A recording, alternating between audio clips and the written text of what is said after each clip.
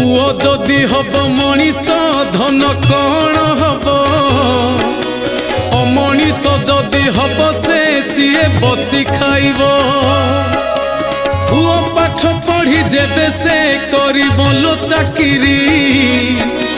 विदेश को चली जीवलो आसबनी से फेरी कली जुग शेष हबलो मोर लवंगलता मो साथी रे कली करुचु कह कहीं अजथा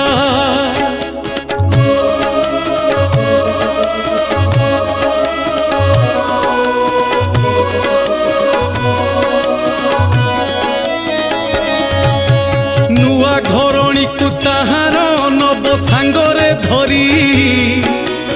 आमे दुई प्राणी थिबालो निज कर्म आदरी पुओ पुओ बोली डाकिले